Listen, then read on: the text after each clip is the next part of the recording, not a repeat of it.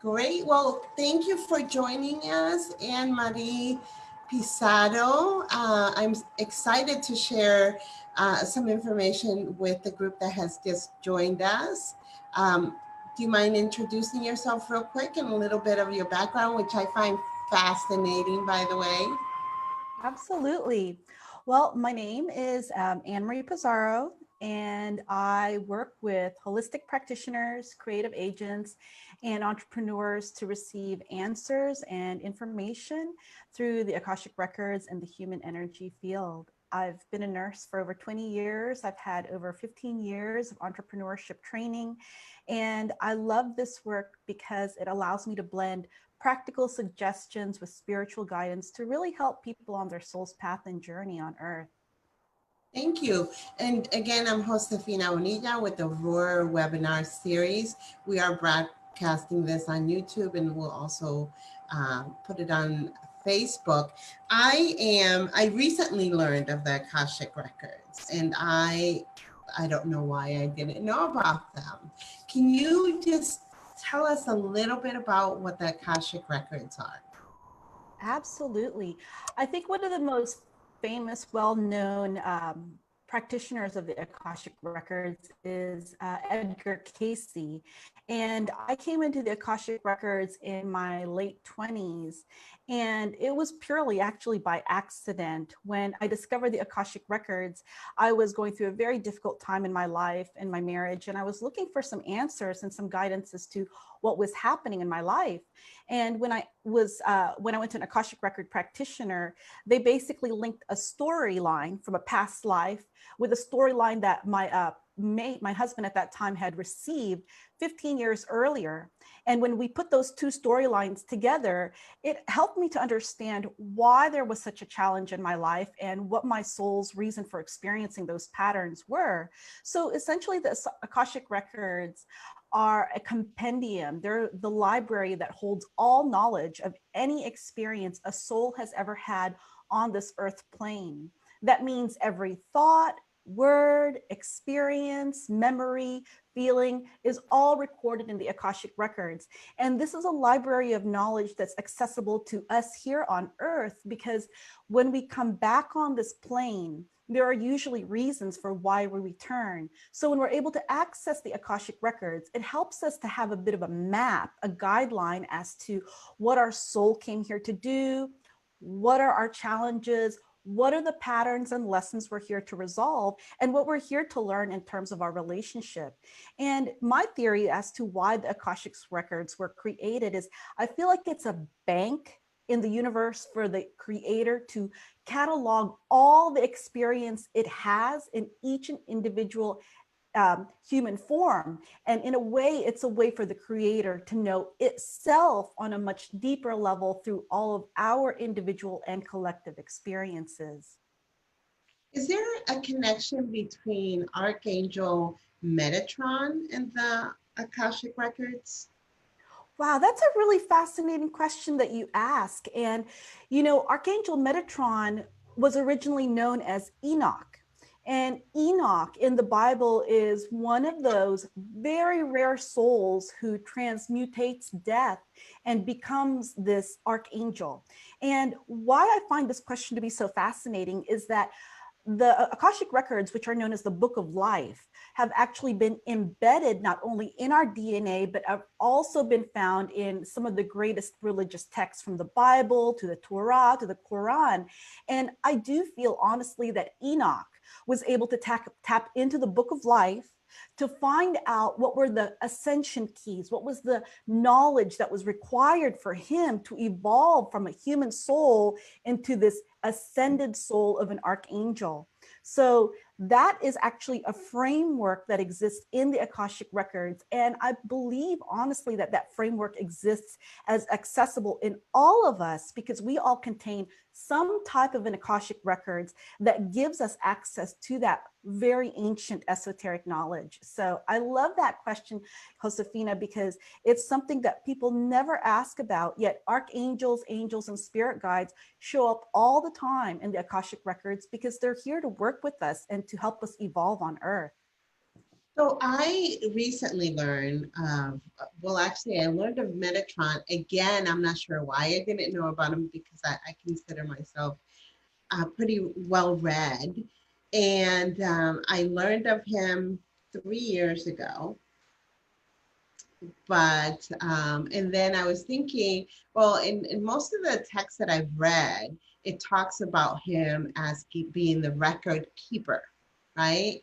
That he sits next to God and he's keeping track of everything, right? And he's the creator of the architecture, right? Something like that. Yeah, And so when I found out about the Akashic Records and what they meant, I just saw a parallel between what he did and what this was. And so for me, there was honestly a connection. So I wanted to ask about that before we move forward. Talk to absolutely. me about, so I talk to me about the difference between tarot cards and Akashic Records. Okay, well, honestly, that's a really interesting question because the Akashic Records is a field of energy that we can access through a sacred prayer. And through this field of energy, we're tapped into what I call the body of knowledge of Source. That's very different than accessing psychic knowledge, psychic abilities through the tarot cards. Oftentimes, the tarot cards are a bit of an intuitive path. And based on how cards are created, it allows the person who reads those cards to come up with an idea as to the message of the cards. The cards don't actually deliver the information. Whereas when you tap into the Akashic Records and you come in as a reader with a blank slate, zero agenda, it is the questions that are brought to you either by yourself or the person that you're reading for that brings the knowledge down from the Akashic Records. So when you're working with the Akashic Records, it's actually coming from a place and it's delivered to you versus when you're working with tarot cards and you're essentially blending your psychic knowledge and intuition with what the cards are showing you in terms of signs. Does that make sense? So one is kind of like an interpretation, if you will, Correct. and other is information, maybe. Exactly. So the tarot, I feel, is exactly what you said, more of an interpretation of the information and signs. Whereas the Akashic Records, your job as the reader is just to deliver only what you see, only what you hear, only what is shown to you based on the question that is asked immediately. Otherwise, it's just a blank slate. You don't have anything to look at like cards. You have something that you can interpret. Now, as the reader, when symbols, words, or different messages appear, you can, of course, intuit and explain it in your own words what is Mhm. appearing. But what I find is that most readers start with nothing. Until the question is brought, information doesn't actually show up for them. And who brings the question? Is it you as a seeker who's bringing the questions or the Absolutely. presented? Absolutely. As the seeker, you're the one that brings in the questions. And unless you ask the question, it just doesn't get revealed in the Akashic Records, which is the reason why people will sometimes ask questions like, well, why wasn't I told that 3 months from now, I might suffer this crisis? And unless you ask what's coming up for me to pay attention to in terms of a warning or a sign, the record keepers really don't interfere because you're here to make decisions. You're here to enact free will, which is your right to choose, which is why they don't interfere unless you ask them for some information. So if I want to access Akashic Records, you mentioned a sacred prayer to open them. Is that, where is that information? And can I just go in and access it without knowing anything about it? Or do I need somebody Oh, like you to help me? absolutely. Well, I think that's the advantage of having a teacher go through the training and explain what I call the protocols for opening the Akashic Records, because there are many books that are available. that you can purchase, whether it's on Amazon or at Barnes and Nobles. You can check it out at the library, and they show you how to get into the Akashic Records. As a matter of fact, different books have different prayers, and there are different ways to get into the Akashic Records. You can reach the Akashic Records through the theta healing space. You can reach it even through an altered meditative space. There are people who have taken certain plant medicines and have been able to access the Akashic Records that way. What I find helps people really ground into the ability to receive information in the Akashic Records is their ability to step aside, trust what comes in, and discern between what's their thoughts and their ideas versus what they're receiving from the record keepers and their guides. So that's where the practice and the ability to discern and really learn to acknowledge the difference that shows up more when you go with a teacher versus using a book. I've done both. I've followed a path where I worked with a teacher for a couple of years. And then I've also done my own personal research where every year I get a reading from someone I don't even know. This is a personal research experiment on my part for the last 10 years, because I like to study how people receive, what their method is, and compare it to, say, how I receive in order to just stand strong and alone in my practice.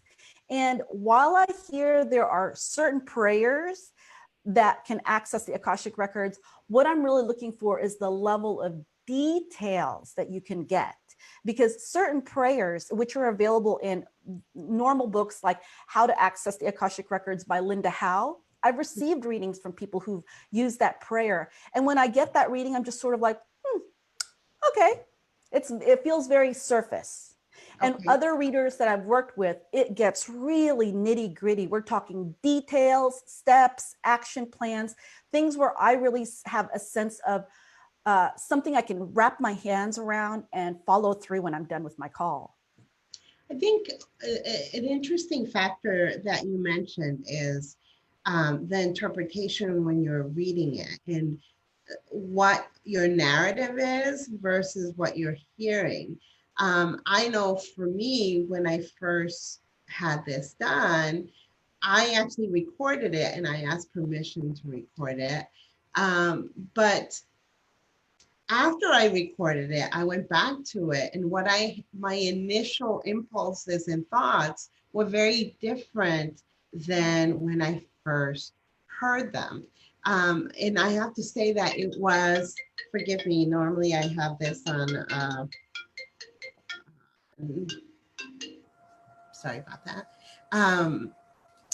What I was saying is that normally you have this idea and you're anxious and you're thinking, oh, if you've never had this done, the only experience you can relate it to is having your tarot cards read, if that's what you've had done.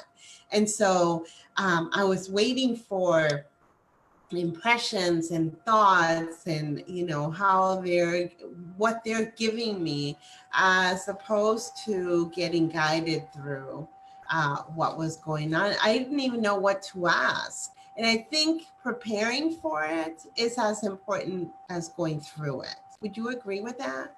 Oh, very much so. This is actually one of the reasons why I choose to get readings from other practitioners, because the amount of preparation that you give yourself determines the clarity, the details of the questions that you ask.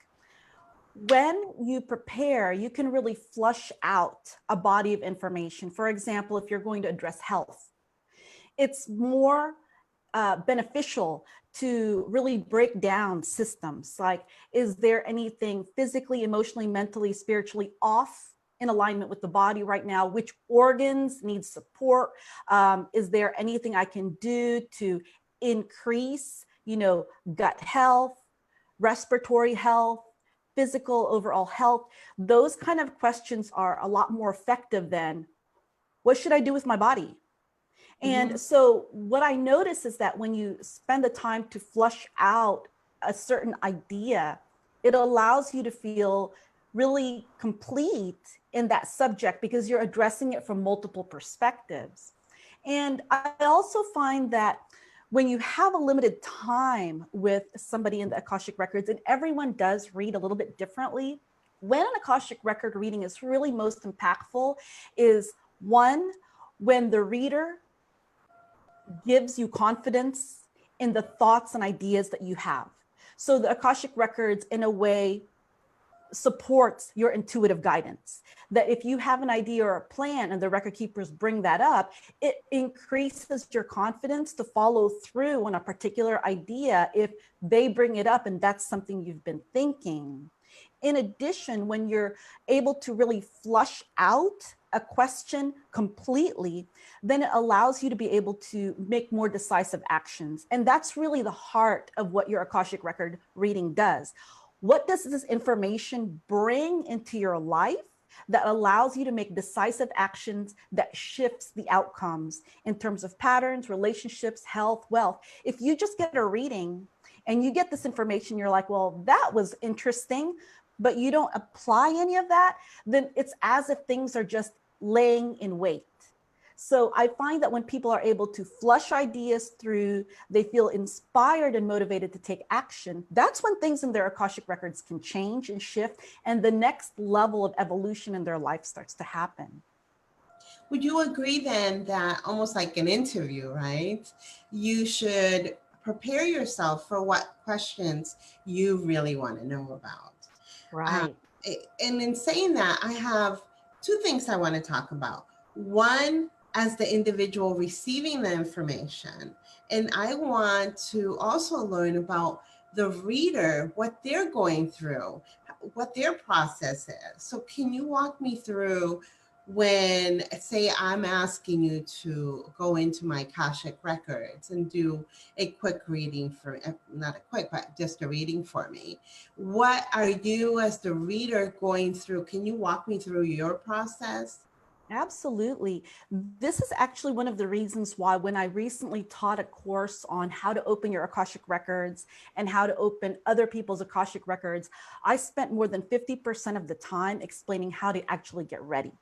Because when you actually get yourself ready and you create a sacred space, you open what I call a safe, protected portal to work in, then you, as the reader, can really relax into the container to have a complete blank mind and to have your ego really step aside so it's not so influenced by the desire to want to know and hand information that could really help someone.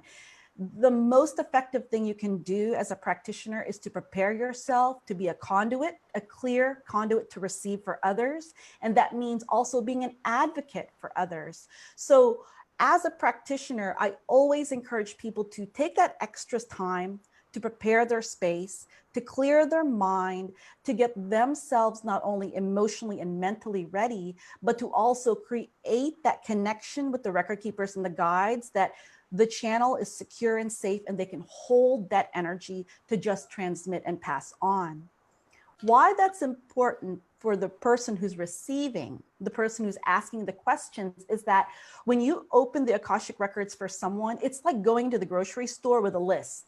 You start to check things off your list, and then you're like, but what else could I ask? What else do I need? What else do I want to know? And it's almost overwhelming, the choices and the questions that you bring.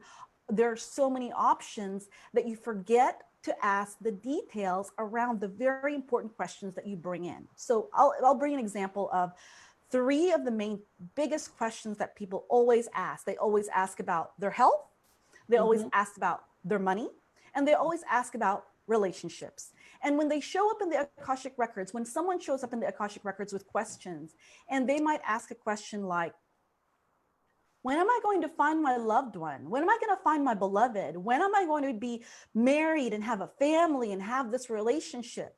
And that's a great question. But the underlying question that a person who's bringing this around relationships might be is, what is happening in my relationship patterns? Why do I seem to keep relating to the same type of pattern in a particular person? Why do I keep attracting the same kind of man, same kind of woman? What am I supposed to learn here in relationships so that I can actually pick or find the person who's the right match for me. Instead of asking a very important question like, what can I do to improve my outcome? The question they ask is, where's my lover? Where's my beloved?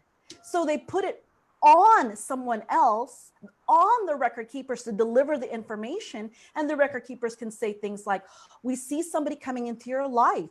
This is a potential. There are some red flags and warnings you're going to have to pay attention to. However, this is a person that could really stretch you and grow. And they're thinking, that's not my beloved. No, I want to know when my beloved shows up. So the questions that people ask often even hide what their underlying desires are, because a lot of people want to show up in the Akashic Records and put their best face forward.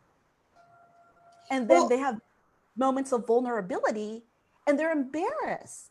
And of it's course. like, why But not be human vulnerable? nature is that I Absolutely. think the reason Yes. that we often do this, right, is because when we know something great is coming our way, it shifts our mental state, it shifts everything around us. So, yes, I can see that you can say, when am I going to meet my soulmate, right? That's a great question, That's a because if you hear, oh my God, you're going to meet this person tomorrow, guess what? Tomorrow your hair is going to be done. You're going to be, it just gives you a state, puts you in a state of excitement. So I can understand that. But to your point, there's more to it than the basic and nebulous questions. Let's talk about, and that's why I wanted to really go over how the preparer prepares, or the reader prepares, as well as the person seeking the information, the person seeking the Akashic records. So for myself, I want to be prepared to ask the right questions that will get to a greater truth for me. So I want to talk about that, as well as you talked about going into this safe space, so it's healthy for you, removing your ego, so it's not questions, you're not trying to seek information for your own knowledge base, or to answer questions that you may have, because it's not about you, right? It's about the seeker. And so I understand that, but I want to know more. I want to know specifics and not specifics. I always tell my kids, tell me everything, but don't bore me with details. Absolutely, yes. And this is why I feel when I open the Akashic records for others, what I allow is myself to step aside. And when I step aside, there's the energy of the reader that shows up in me. And with a lot of Akashic record practitioners, there is an energy of either the channel, the receiver, the reader, the conduit, however you want to share those different words, they fit the same process of receiving for another and transmitting. So when a person shows up in the Akashic records, there's a lot of things that meet them at the opening of their Akashic records. That can be in the form of angels, archangels, spirit guides, spirit animals. They can have symbols that show up. And for the reader who doesn't know anything about that person, when they start to receive these words, images, and symbols, and they pass on to this person, then what the receiver, the person who's asking the question, gets is this feeling of connection. They really feel like, I'm talking about your life, we're receiving information about your life, certain symbols mean something to you because these keep showing up in your lives. So for example, there was a woman I worked with recently. As soon as we opened her Akashic records, a snail showed up in the Akashic records. And so we discussed what the snail's medicine was and what the message of the snail was. Lo and behold, we find out this woman has been inundated with snails all around her property. And the snail's medicine was really telling her to slow down, take stock of what she was doing, focus on the project that she was creating, and give it time to develop, give it time to progress. So when that symbol showed up, it reinforced to her what she was working on, and how the snails were actually giving her that symbol of keep on going. So the record keepers will actually share the messages or the signs that for the person who's receiving, some of those feel innately very, very personal. Now, I'm not a medium by nature, but when I open the Akashic records, I slip into a trance state, sometimes known as Akashic mediumship. And souls on the other side will sometimes show messages that may mean something to that person who's asking. And it's those little snippets of information where when you receive it, it triggers this deep level of connection, of awareness, of this realization of you're delivering something that's very intimate and personal to me. And when they receive that feeling of this is something that's just for me to work with, then allows them to go even deeper into the Akashic records. When I work with people, sometimes they bring questions, and I always encourage them to bring questions. I do the same. And I'm actually, when I bring questions from the Akashic records, I feel like I'm very difficult to read because I'm a reader. So I ask very challenging questions, like 4 sentences linked into one question. And now it's like, oh, we have to answer this very complex question. So when people bring in complex questions, sometimes they hide the agenda of what someone's really asking about. So when someone's asking about money, for example, the underlying question may really be about, why do I have these challenges with money? What is the existing pattern that I brought into this life to resolve around money versus when am I going to get this job? When is my finances going to get better? Am I ever going to be rich? And that's a very interesting question, Josefina, because in the Akashic records, there are many, many times in your different lives that you've been very wealthy, luxuriously wealthy, extravagantly wealthy, but also abysmally poor, devastatingly, broken, all those things. And when you get done with this lifetime, you sit down with your record keepers and they ask you one very important question, which is, did you resolve what you came here to resolve and do? They don't ask, was that a good life? Did you have a good time? Did you enjoy that? That's not even a question that they ask, because they ask you the most important thing, which is, did you resolve the lessons you came down here to achieve and accomplish? We have a question, and before we go further, let me go ahead and ask. It's from Anonymous. Thank you so much. I am learning of this for the first time. You mentioned preparation. Are there any potential harmful effects if the record is not accessed properly? That's a great question. And when I you agree. ask about harmful effects, honestly, this is what I've discovered in my training. It has to be done with integrity. As in, you as a practitioner has to be opening the Akashic records with a level of integrity to do no harm. Because there are some people who have devious intentions, and they have opened the Akashic records to take advantage of people. And what I find is when that kind of a situation happens, the information is either subdued, it's unclear, or it just kind of sounds like fantasy. So it really depends on both parties' acuteness and sensitivity to what's coming through. Because if you are showing up as the person bringing questions, and you bring questions and the information that comes in the Akashic records just doesn't resonate with you, a part of you gets a feeling of that. And if you get a feeling that this information just doesn't really resonate for me, something in you energetically disconnects. So it's as if, as the person's receiving, energetically, you're just kind of checked out. Now, I have not ever experienced a situation where the Akashic records were opened incorrectly and information came out for somebody that just wasn't applicable to their lives. More than anything, if I'm not supposed to be in the Akashic records, I keep getting a no. If I'm not feeling well, or energetically it's just not a good match, maybe I'm off, they're off, I just get a no. So when I get a no, I try not to force my way in, because it's a bit rude to try to force your way into a locked institution. So I try to always practice being an advocate, always coming in with a very positive intent and preparing myself. Now, there are times when people may ask questions in the Akashic Records that they just can't get information for. And they can ask in however many different ways, but there's just no information coming for them.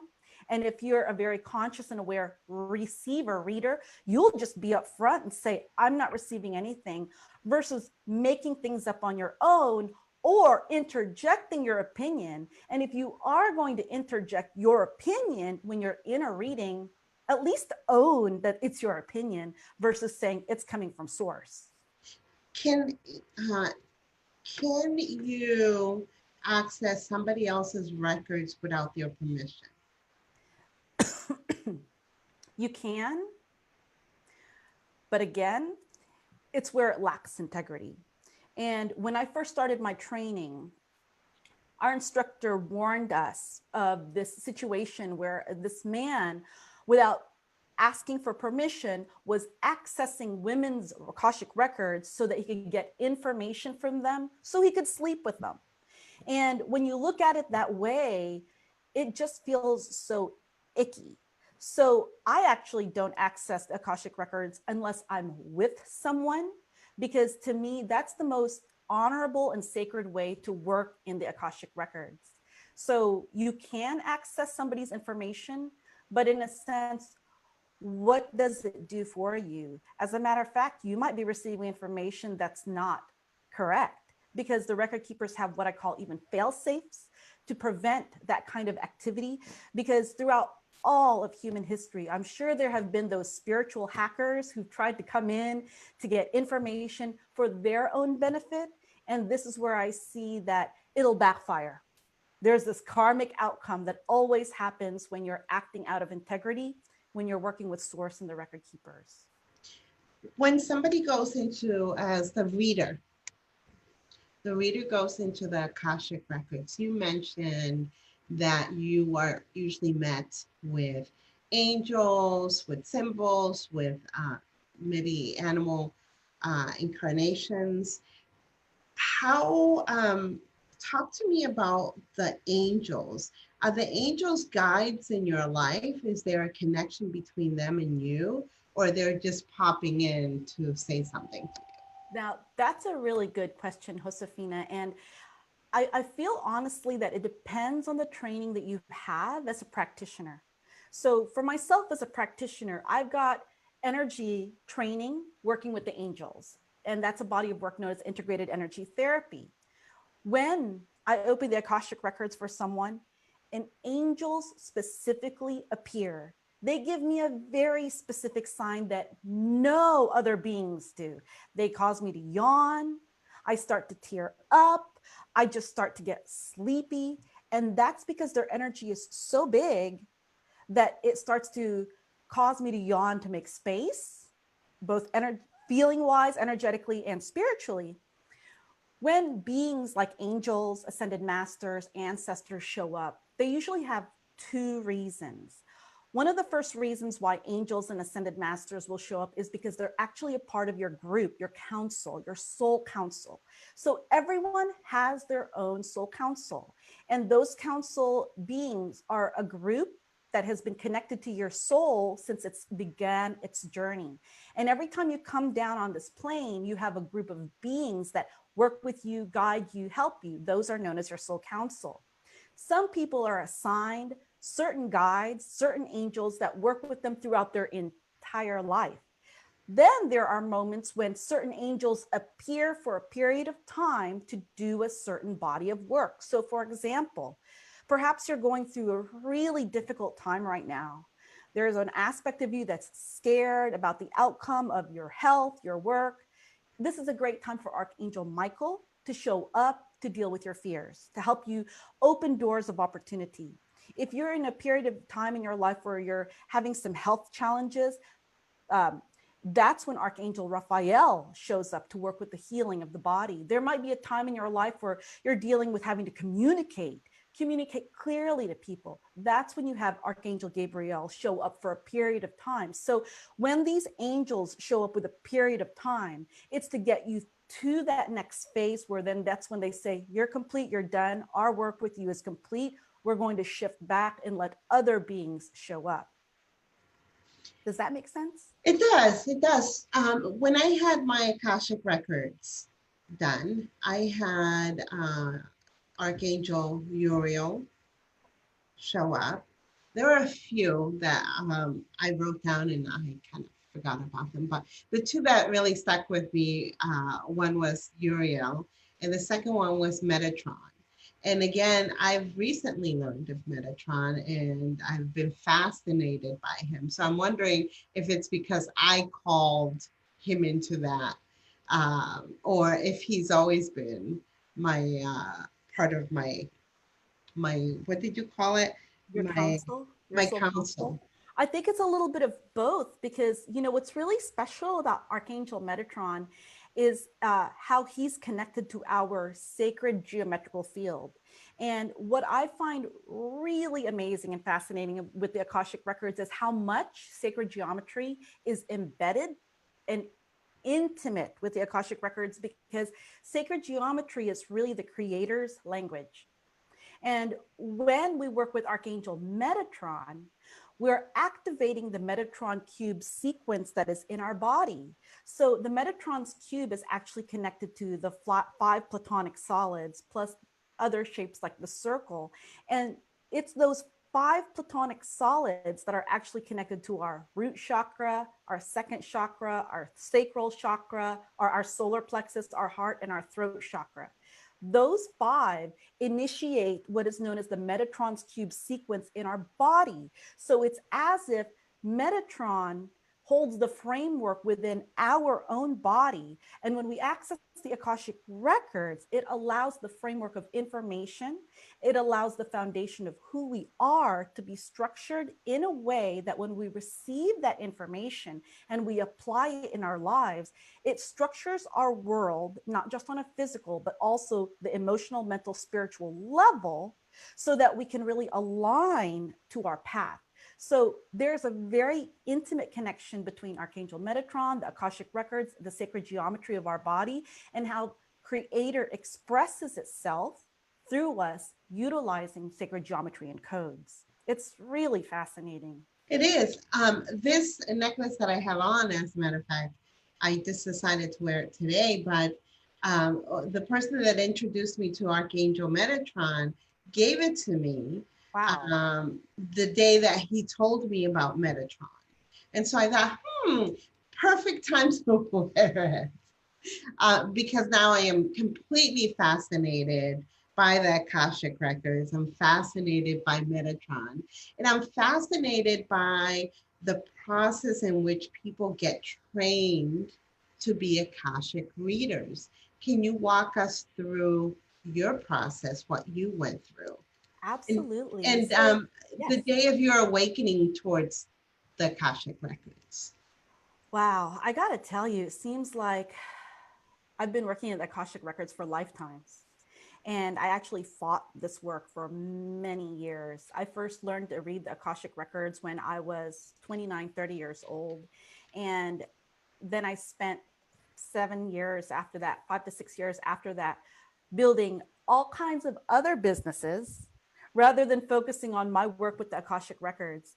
And through the time frame that I've been in practice, I've done zero marketing, zero advertising. And for whatever reason, the record keepers just keep sending me people. So it's as if they weren't going to let me go either.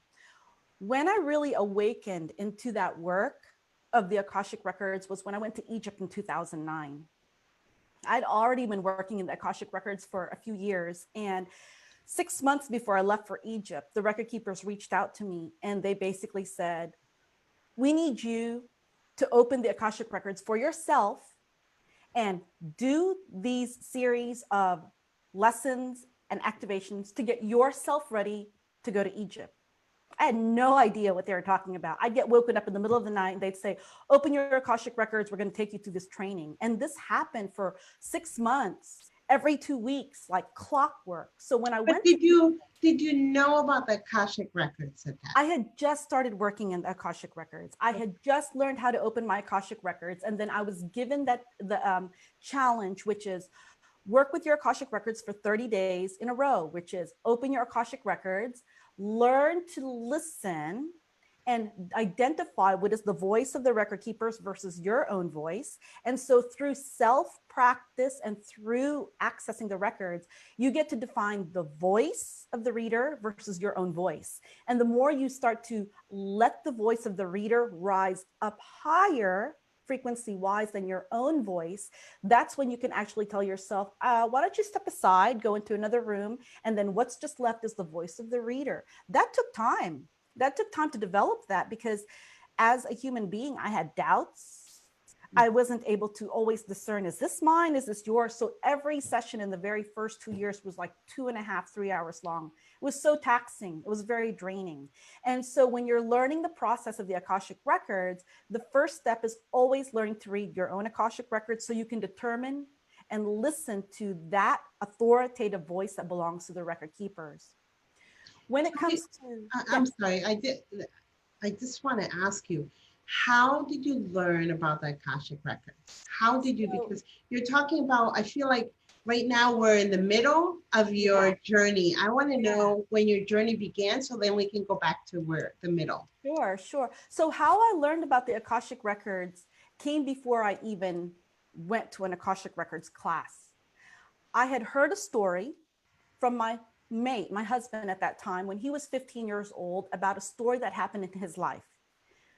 15 years later, now I'm 30, I get my first Akashic record reading. Had never even heard about what the Akashic records were. I went to this store here in Austin, Texas called the Herb Bar, where they sold essential oils, herbs, and they would have these classes.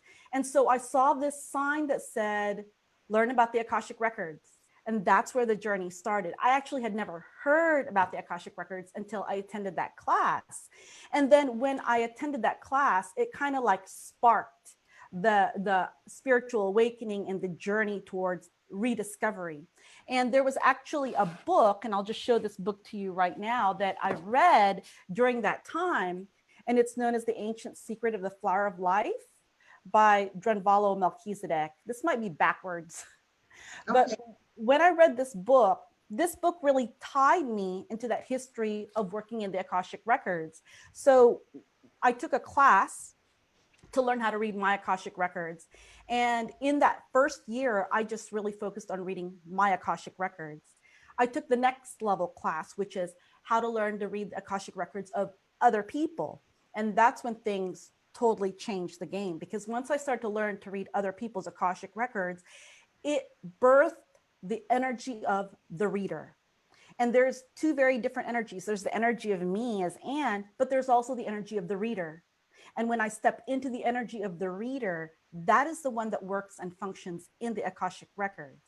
So when I came into that discovery was in my early 30s. I'd already read a little bit of information around spirituality. I'd gotten into crystals and all kinds of things. But when I actually received my first Akashic Record reading, I got the essence of that original story that happened 15 years ago, and then my side of the story, and how those two stories actually fit like a puzzle. And when a puzzle fit together, I could see the big picture, a big picture that was eons, hundreds of years old. And that was the actual pattern that I kept coming back into this incarnation to heal, deal, and fix. So I was so fascinated by that soul's desire to come back and re-experience relationships with other people that I decided that I wanted to learn how to read the Akashic Records for other people so I could help them discover why they keep coming back. What is in the way? What is the reason for why we're here? And what are we trying to achieve and resolve in this life? So since that time, I feel like it's hyper sped my life because it kind of cuts down all the distraction on what else is there I'm supposed to do. Mm. Okay, so let's go back to you went to Egypt, and then what happened there? So you 30 days you were reading your records, and then what happened? So while I was in Egypt, I opened my Akashic Records at every temple. And while I was in Egypt, it was like I was watching a Netflix documentary, but only getting 5 minutes of each of those documentaries until the very end of the trip. And the entire documentary of 5 minutes came down into one complete picture. And that complete picture showed me all the different lifetimes I'd been in Egypt, all the different lifetimes I worked in the Akashic Records, why I struggled to work in the Akashic Records in this lifetime, and why I was meant to reach a level of peace in the Akashic Records, because the record keepers actually had plans for me to do more than just read for others. Those plans included teaching. Those plans included receiving courses. Those plans even included receiving books and writing on esoteric knowledge. So once I was able to get my ego's agenda out of the way, then I could be in a place of service, and I could really offer myself to this place of service where I could be taken care of by the record keepers and not worry about, will this work sustain me? Am I going to make it? No, it's as if this is the life I came here to do. And through the work in the Akashic Records, they've essentially paved the path for what I'm here to do for the rest of my life. Interesting.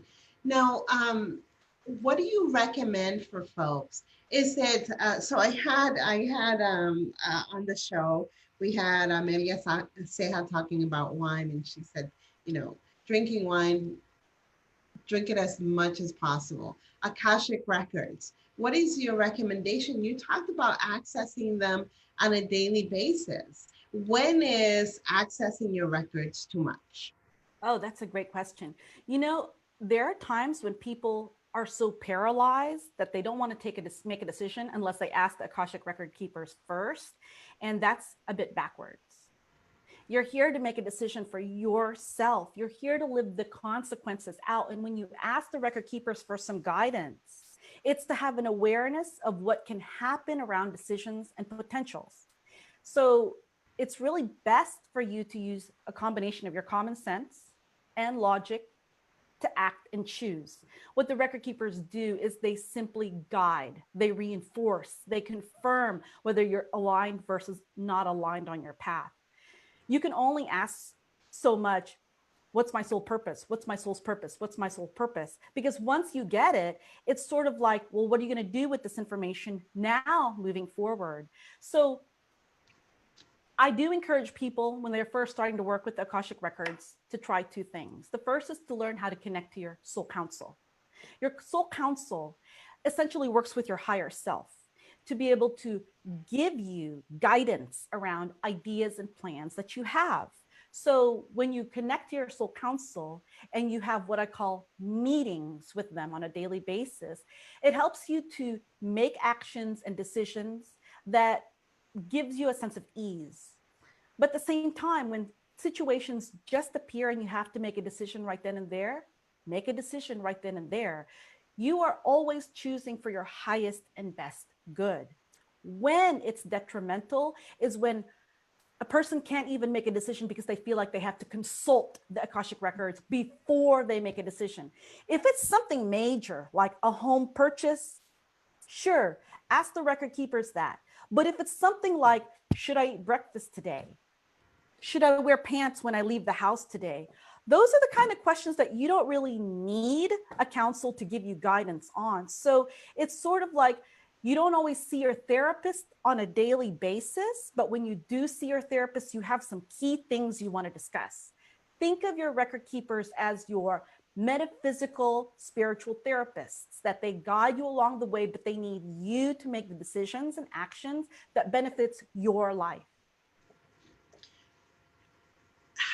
In what you said, I feel like there's times if you're seeking what your soul purpose is and you don't have clarity and you're seeking that, then that's the time, right? So if you're accessing your records, that's okay. But if you're accessing your records because it's very mundane stuff and it just doesn't make sense, right? Right. Now, you said something that was interesting: heal, deal, and fix, right? How do you fix? When you say, how do you fix? Yeah, so you said that you access your records and you're looking for ways to heal, deal, and fix. Right. At least How do that's you what I, fix? yeah, So so how it's do you based on the fix? question. It's really based on the question you ask. So here, I'll give you an example. Let's say you have a dysfunctional relationship with a parent. And this is a question that people show up with. How do I fix this relationship with my mother? How do I fix this relationship with my father? So when you ask this question, what the record keepers actually do is they provide suggestions that allows you as the soul to take personal actions that makes you accountable to yourself. So if you have a dysfunctional relationship with a parent, for example, you can't go back to the time when you were a child and fix when your feelings were hurt, when you were ignored, when you were judged. What you can do to fix or remedy that situation are a number of suggestions that they may offer. One of those might be work on forgiveness. Why don't you apply Ho'oponopono? That's something that you, as the asker, can offer for yourself to heal something. Perhaps you can write a letter. They'll suggest to people to write a letter and determine after 24 hours whether you want to burn it or send it. You can do cord cuttings. And so when people ask for fixes, the record keepers offer solutions. But those solutions are all based on you as the person receiving the information to do. Where things can be fixed in the Akashic records are this. Let's say you're dealing with a traumatic, painful memory, and it keeps coming and it keeps coming. And there's a moment where the record keepers will tell you, you can choose to leave this memory here in the Akashic records. And when we close the Akashic records, we're going to put that memory in the shelf back in the library, and you don't have to access it again. But when it shows up in your mind, you can recognize for yourself that, oh, I shelved that experience. It's a little bit further from me. It's a little bit further from me. And then it gets to a point where it no longer even affects you emotionally, mentally, spiritually, because not only is it put back in the library, but you made some kind of agreement with your record keepers in that point in time that when I shelf this, I am doing myself a favor by getting myself off the hook from having to relive this experience over again. So part of that fix is actually shelving that experience so that you're done. But if there is some residue of that experience, something that you're not willing to face, no amount of shelving it is going to make it go away if you're not willing to do the work to be accountable and release it. Mhm. Does that make sense? It does. It does. There's so much more I want to ask. But I do want to talk about how you being a nurse, because you're a nurse for 20 years, something like that, how that really kind of segued and has helped you with the Akashic Records. Honestly, Josefina, I honestly feel like one of the reasons why the record keepers delayed me from leaving nursing and doing the work completely as an Akashic record reader and as a business owner is because I needed that training. I actually needed that physical training to know how to deal with people in very difficult situations. I needed to be able to learn how to talk to people in a way that instills safety, trust, and confidence in the very first 15 minutes of our call. I needed to be able to step into a place of service and be gracious about it. And that's the reason why it took me so long to leave nursing. I retired from nursing in 2016 to do this work full time because I was just done with the profession of nursing. I was ready to step into a place where, as a practitioner, as a server of the creator, I could do more to help people really help themselves in their world than when I was in bedside nursing. So the training that I received gave me what I call the preparation to operate my business like a practice. I actually run my holistic business like a medical practice. I've had experiences running and managing clinics before. I've taught in as adjunct faculty for nursing students. So I bring all of that experience into my practice and I really run it with this very high level of confidentiality. I follow HIPAA rules even though I don't need to, but securing confidential information, protecting it is something that I totally stand by. And more than anything, where it really comes in helpful is when people ask questions about their body, medical based things, because when I'm working in the Akashic Records, I can actually activate the hologram of the body, not only of that person, but in the Akashic Records, so we can actually see what's going on in the body, where things are off, where there are, discolorations, growths. And there have been numerous situations where I've worked in the Akashic Records with people. The keepers will say, this organ needs to be checked out. Do not let this go. Whatever you do, do not let this go. Get it checked. And I've received multiple testimonials from people that said, if we did not take the advice that the record keepers provided us about getting this thing checked in my family member, they would not have known that they had this problem. So I found that having that medical background, having that license legitimizes and increases what I call the legitimacy of the practice. Super. I think it's fascinating that you are in a profession. It helped you in terms of the skills that you needed in order to help other people. We are almost out of time. I want to give an opportunity for the folks that are on here to ask any questions before we go. What is the website that people can connect with you at, so I can put it on here? So that website is called Body, BODY, Energy, ENERGY, connection.com. And I will just send you this link through the chat, and you'll be able to also have that. Yes. And if I want to make an appointment with you, if somebody that's here wants to make an appointment with you to access the Akashic Records, what's your recommendation?